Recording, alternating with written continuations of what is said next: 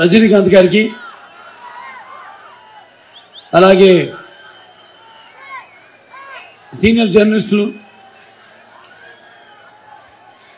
అప్పుడు India today chief ఎడిటర్గా ఉంటూ నాన్నగారు ఈ పార్టీ పెట్టినప్పుడు, తర్వాత ఇప్పుడు ఫ్రీలాన్సర్ జర్నలిస్ట్గా, అలాగే ఫారెన్ కరెస్పాండెన్స్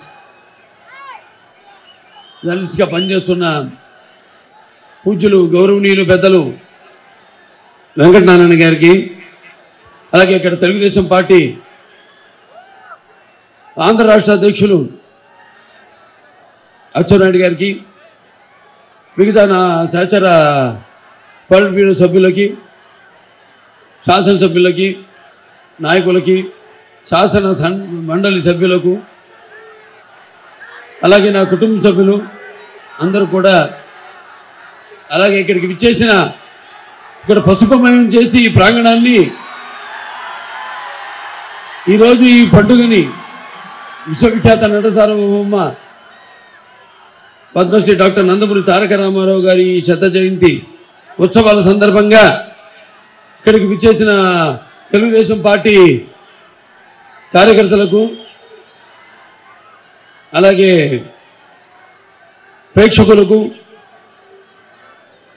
అభిమానులకు, అలాగే మా ప్రింట్ అండ్ ఎలక్ట్రానిక్ పాత్రికేయ సోదరులకు అందరికీ పేరు పేరున అందరూ కూడా నా హృదయపూర్వక కళాభివందనాలు, నమస్కారాలు తెలియజేసుకుంటున్నాను. 100 సంవత్సరాల క్రితం ఒక వెలుగు వెలిగింది. ఆ వెలుగు ఇంకో 1000 సంవత్సరాల దాకా ఈ వెలుగుని ప్రసాదించి మళ్ళీ మన తెలుగు రాష్ట్రానికి ఒక వైభవాన్ని తీసుకొచ్చిన మహానుభావుడు నందమూరి తారక రామారావు గారు. ఈ భూమి మీద అందరూ పుడతారు, గిడతారు, కానీ అందరూ మహానుభావులు కాలేరు. ఒక మనిషి మౌనత విద్య పథంలోకి నడవాలంటే, అత్యున్నత శిఖరాలకు ఎదగాలంటే సత్సంకల్పం కావాలి, అకుంఠిత దీక్ష పొందాలి, నీ దారిలో నువ్వు నడవాలి. అది రామారావు గారి జీవిత సారాంశం. ఆయన ఎటువంటి వ్యతిరేక పరిస్థితులకు చెదరక మెదరక తలవంచక ముందుకు సాగిన ధీరోద్ధాతుడు. తెలుగు వారి ఆత్మాభిమానాన్ని, ఆత్మ గౌరవాన్ని నిలబెట్టిన తెలుగు ధీరుడు. తెలుగు వెలుగును ప్రపంచ నలుమూలలా ప్రసరింపజేసిన తెలుగు వెలుగు నందమూరి తారక రామారావు గారు. ఈ శత జయంతి సందర్భంగా ఈ యొక్క ఒక కమిటీని ఏర్పాటు చేసి, మరి భావితరాలకు ఆయన ఒక చారిత్రాత్మక ప్రసంగాలు అయితేనేమి, లేకపోతే ఆయన అసెంబ్లీలోని ప్రసంగాలు అయితేనేమి, ఇవన్నీ కూడా ఆయన భావ జాలం ఏమిటో తెలియపరచడానికని ఈ యొక్క కార్యక్రమాన్ని ఇక్కడ విజయవాడలో ఎక్కడైతే ఆయన ఈ జిల్లాలో పుట్టారో, ఎక్కడైతే ఆయన ఇక్కడ నడయాడారో, అటువంటి ఇక్కడ ఈ ప్రాంగణంలో ఈ యొక్క కార్యక్రమం జరుపుతున్నందుకు ముఖ్యంగా కమిటీ వారందరికీ నా అభినందన తెలియజేసుకుంటున్నాను. అలాగే ముఖ్యంగా ముందుగా నాకు ఈ ధన్యమైన జన్మనిచ్చి నాకు మీ అందరి గుండెల్లో ఈ యొక్క ఆయన ప్రతిరూపాన్ని ప్రసాదించినందుకు దైవాంశ సంబుధుడు, అలాగే నటనకే విశ్వ నట రూపం ఎలా ఉంటుందో చూపించిన మన తండ్రి గారు, గురువు, దైవం, కారణజన్ముడైన నందమూరి తారక రామారావు గారికి శత జయంతి అభినందనలు తెలియజేసుకుంటూ, మరి ఆయన నటన గురించి వేరే నేనేమి ప్రత్యేకంగా చెప్పక్కర్లేదు. నాకు ఒక తృప్తి ఏంటంటే, ఆ పాత్రల్ని ఆయన చేసిన రకరకాల పాత్రలు, పౌరాణికమైతేనేమి, జానపదాలు అయితేనేమి, సాంఘిక చిత్రాలు అయితేనేమి, అవన్నీ కూడా ఇప్పుడు చేస్తూ ఆయన్ని గుర్తు చేస్తున్నందుకు ఒక కొడుకుగా అది నా పూర్వజన్మ సుకృతంగా భావించుకుంటున్నాను. ఆయన మరి అసామాన్య నటుడు. ఆయన పౌరాణికాలు నడుస్తుంటే పౌరాణిక పాత్రలకు ప్రాణం పోశారు ఆయన, జానపదాలకు జావలీలు పాడారు ఆయన, అలాగే సాంఘికాలకు సామెత పరకాలను నేర్పారు ఆయన, అలాగే పద్య పదునెక్కింది, పాట నాటు కట్టింది, అలాగే కళామ తల్లి కన్నులు పండుగ చేసుకుంది, కలకల నవ్వింది, గలగల నవ్వింది కళామ తల్లి.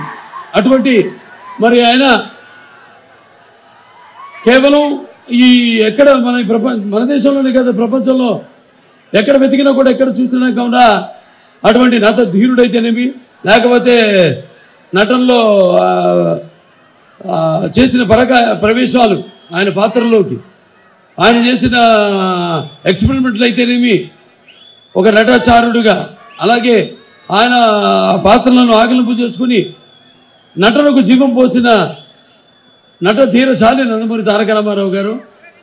అలాగే ఆయన ఒక కేవలం సినిమాలే కాకుండా రాజకీయంగా ఒక ప్రతి తెలుగు బిడ్డ, ప్రతి తెలుగు మట్టి గడ్డ, నేను తెలుగువాణ్ణి అని చెప్పుకునే దమ్ము, ధైర్యం, సత్తువ, అలాగే ఆత్మవిశ్వాసం, తెగింపు, వాటిలను స్థానపెట్టి పదును పెట్టి బయటికి లాక్కొచ్చి చెప్పే సత్తా ఇచ్చిన తెలుగు నిజమైన హీరో నందమూరి తారక రామారావు గారు. అలాగే ఆయన తెలుగుదేశం పార్టీ పెట్టి ప్రతి తెలుగు బిడ్డ బొడ్డు ఊడకముందే మరి ఈ రాజకీయాలేంటో తెలిపి, ఆయన రాకముందు రాజకీయాల్లోకి అసలు రాజకీయాలంటే పెద్ద ఆసక్తి లేని వాళ్ళు, అలాగే అసలు తెలియని వాళ్ళకు కూడా ఒక రాజకీయ చైతన్యాన్ని తీసుకొచ్చిన మహానుభావుడు నందమూరి తారక రామారావు గారు. అలాగే ఆయన ఎన్నో సాహసోపేతమైన పథకాలను ప్రవేశపెట్టి జనాలకి ఉపయోగపడేవి, సానుకూలమైనవి ప్రవేశపెట్టి మరి అందరికీ ఏదైతే ముందు ఆయన ఏ నినాదంతో అయితే పార్టీని పెట్టారో, ప్రజలే దేవుళ్ళు, సమాజమే దేవాలయం, అందులో నేను ఒక అర్చకుండని, సామాన్య మనుషులకు కావలసిన వాళ్ళకి అవసరమైన గుడ్డ అందించి ఆనాడు మన దేశంలోని తొలిసారిగా మహిళలకు ఆస్తులు సమానం ఇవ్వడం అయితేనేమి, అలాగే ఈ యొక్క కిలో బియ్యం 2 రూపాయలకి ఆనాడు మరి 1,20,00,000 మంది కుటుంబాలకు ఆయన పంపిణీ చేయడం జరిగింది. అలాగే ఈ యొక్క జనతా అవసరాలు ఏమైతే ఉన్నాయో వాట్లను అంటే అటు వాళ్ళకు ఉపాధి కల్పిస్తూ ఈ జనతా అవసరాలను పంపిణీ చేయడం అయితేనేమి, లేకపోతే ఈ వృద్ధులకు 30 రూపాయలు పెన్షన్ అయితేనేమి, అలాగే ఈ యొక్క పక్కా ఇళ్ళు కాంక్రీటు స్లాబులతో ఈ పక్కా ఇళ్ళు నిర్మించడం అయితేనేమి, రైతులకు విద్యుత్ కరెంటు 50 రూపాయలకు ఉత్తమైతేనేమి, లేకపోతే భూమి శస్త్ర రద్దు చేయడం అయితేనేమి, అలాగే ఒక విప్లవాత్మక సామాజిక విప్లవాత్మక ఏదైతే ఈ యొక్క పట్టువారీ వ్యవస్థ ఉందో తెలంగాణలో వాటిని రద్దు చేసి, అలాగే ఈ మాండలిక వ్యవస్థను ప్రవేశపెట్టి ప్రజల మధ్యకి ప్రభుత్వం సుమారుగా 330 ఈ తాలూకాలను 1104 మండలాలుగా ప్రజల వద్దకి పాలన తీసుకెళ్లిన మహానుభావుడు నందమూరి తారక రామారావు గారు. అలాగే ప్రగతి దిశగా మరి రైతులకు కూడా అన్ని సౌకర్యాలు ఒకే చోట లభించే విధంగా ఆయన ప్రారంభించడం జరిగింది. అలాగే ఈ యొక్క ఊళ్ళ యొక్క సమగ్ర అభివృద్ధి కోసం ఈ యొక్క వ్యవస్థను ఏర్పాటు చేయడం జరిగింది.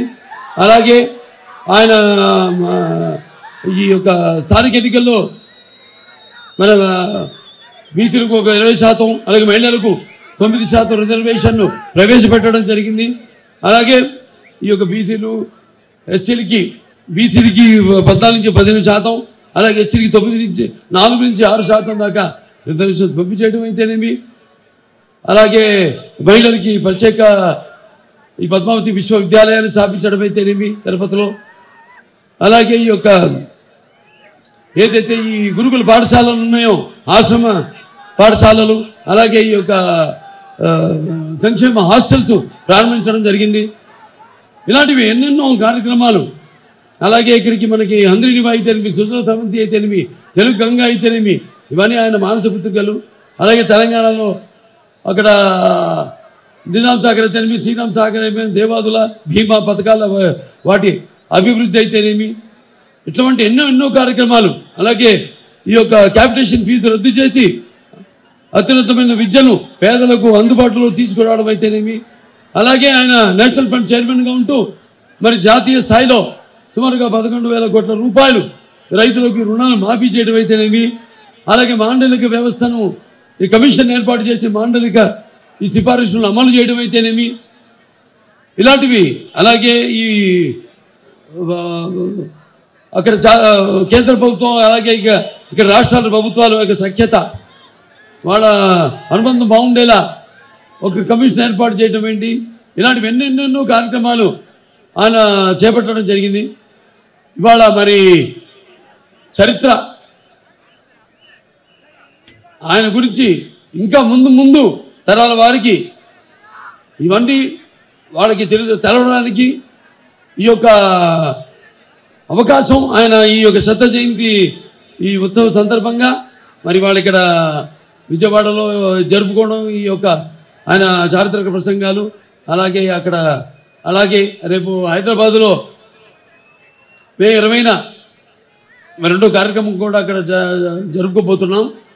సో ఈ పండుగ కేవలం ఇక్కడే కాదు, మన రాష్ట్రంలోనే కాదు, లేకపోతే పక్క రాష్ట్రాల్లో కాదు, మన దేశంలోనే కాదు, ఎక్కడ తెలుగు వాళ్ళు ఉన్నా మొత్తం ప్రపంచవ్యాప్తంగా అమెరికా అయితేనేమి, లేకపోతే ఖతార్లో అయితేనేమి, అక్కడ ఇంగ్లాండ్లో అయితేనేమి, ఆస్ట్రేలియాలో అయితేనేమి, అన్ని దేశాల్లో కూడా ఎక్కడ తెలుగు వారు ఉన్నారు అందరూ కూడా ఈ పండుగను జరుపుకుంటున్నారు. వాళ్ళందరూ కూడా అభినందన తెలియజేసుకుంటూ మరి ఈ యొక్క కార్యక్రమం ప్రతి ఇంటిలోనూ ఒక పండుగగా మనం ఎలాగైతే పండుగ జరుపుకుంటామో, ఒక సంక్రాంతి లేకపోతే ఒక దీపావళి లేకపోతే ఒక ఇటువంటి పండుగల్లో ఇది ఒక పండుగగా వాళ్ళందరూ ఆయన ఈ యొక్క శత జయంతి పండుగను జరుపుకుంటున్నందుకు అందరూ కూడా నా అభినందన తెలియజేసుకుంటూ, అలాగే ఆయన చేసిన సేవలకి మనం ఎంతో రుణపడి ఉన్నాం ఆయనకి. అలాగే ఈ యొక్క కమిటీ ఏదైతే ఏర్పడి ఈ యొక్క కార్యక్రమాన్ని ఇంత దిగ్విజయంగా జరుపుతుందో ఆ కమిటీ సభ్యులందరూ కూడా మన చైర్మన్ టీడీ జనార్దన్ గారికి అయితేనేమి, లేకపోతే కాటగడ్డ ప్రసాద్ గారికి, అలాగే షరీఫ్ గారికి అయితేనేమి, అలాగే రావుల చంద్రశేఖర్ రెడ్డి గారికి, అట్లూరి అశ్విన్ గారికి, అలాగే గంటమనేని రవిశంకర్ గారికి, విక్రమ్ పూల గారికి, అలాగే భగీరథ గారికి, అట్లూరి నారాయణ గారికి, శ్రీపతి సతీష్ గారికి, కేసీఆర్ రావు గారికి, అలాగే మధుసూదన్ రాజు గారికి, కేపీఎస్ మధుసూదన్ రాజు గారికి, మండవ సతీష్ గారికి, అలాగే రామ్మోహన్ రావు గారికి, పార అశోక్ గారికి, అందరూ కూడా వాళ్ళు చేస్తున్న కృషికి నా అభినందనలు తెలియజేసుకుంటూ మరి ఈ యొక్క కార్యక్రమానికి విచ్చేసే ప్రతి ఒక్కరు కూడా రామారావు గారు ఆయన మ్యాగ్నానిమిటీకి ఆయన చేసిన సేవలకి మీ యొక్క కృతజ్ఞతలు, మీ యొక్క శ్రద్ధాంజలిని గడించడానికి విచ్చేసే ప్రతి ఒక్కరు కూడా నా కృతజ్ఞతలు, నా అభినందనలు, నా కుటుంబ సభ్యుల తరఫున అందరూ కూడా నా అభినందనలు తెలియజేసుకుంటూ నేను సెలవు తీసుకుంటున్నాను. జై ఎన్టీఆర్, జై ఎన్టీఆర్, జై ఎన్టీఆర్.